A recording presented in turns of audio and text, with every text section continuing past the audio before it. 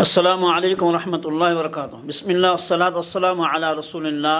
আমার সম্মানিত দর্শকবৃন্দ, আমরা কিভাবে পারিবারিক বা নিজের পরিবারের হেফাজত কিভাবে করব, তার সংরক্ষণ কিভাবে করব, তাদেরকে আমরা সুরক্ষিত এবং সুসংগঠিত কিভাবে আমরা করব এবং তার হেফাজত আমরা কিভাবে করব।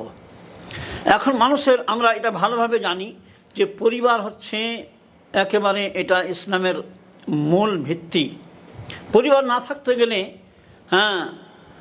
ইসলামের যেই আল্লাহ রাব্বুল আলামিন যার মধ্যে বৃদ্ধি করার আল্লাহ রাসূল সাল্লাল্লাহু আলাইহি ওয়াসাল্লাম তাকে বেশি করে ইসলামের ব্যাপারে তাকে অগ্রসর করেছেন এবং তার দিকে আহ্বান করেছেন যে তোমরা বেশি বেশি করে সন্তান কি করো, ওই মেয়েকে বিবাহ করে যে বেশি সন্তান দিতে পারে, বেশি ছেলে দিতে পারে, বেশি মেয়ে দিতে পারে। তাহলে পরে আমরা এখানে বুঝতে পারলাম যে পরিবারের কত গুরুত্ব রয়েছে। এই পরিবারের গুরুত্বকে হেফাজত করতে হবে বা এর দাম বুঝতে হবে একজন স্বামী স্ত্রী দুজনকেই।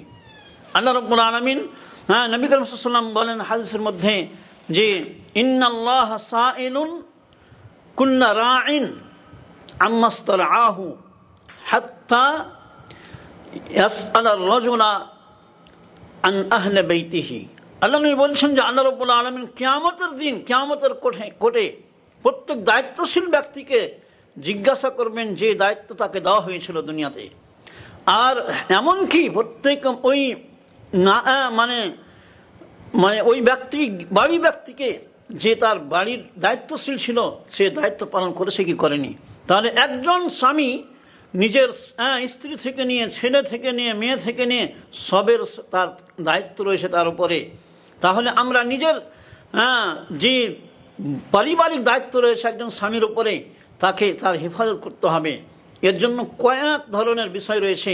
আল্লাহ রাব্বুল আলামিন ওই জন্য একজন স্বামীকে তালাকের যে বিষয়টা স্বামীর হাতে রেখেছেন। কেন? তার হেফাজতের জন্য, যে যাতে সে তার দিকে তাড়াহুড়ো না করে, সেই পরিবারটা সংরক্ষিত থাকে। কারণ যদি সেই বিষয়ে তাড়াহুড়ো করে তাহলে তো সেই পরিবার ভেঙে যাবে।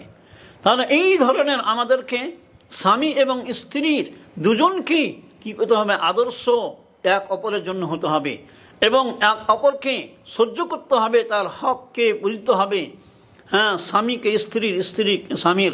তাহলে এই ধরনের আমাদের যদি স্বামী স্ত্রী যদি কালে এক অপরকে বুঝতে জানে, এক অপরের হকের রক্ষা করে, তাহলে সেই পরিবারটা হবে সুখময় পরিবার এবং এই পরিবারও কী হবে, সংরক্ষিত হবে।